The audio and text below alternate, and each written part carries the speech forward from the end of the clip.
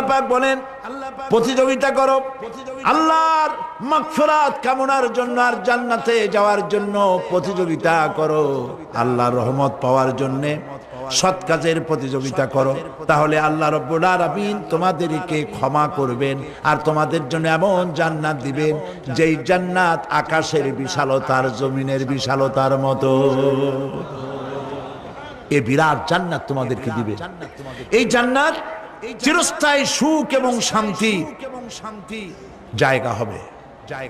মাসালুল জান্নাতিল্লাতী উইদাল মুত্তাকুন ফিহা আনহারুম মিন মাইন গায়রি আসিলিন ওয়া আনহারুম মিন লাবানিন লাম ইয়াতাগায়্যার তা'আমুহু।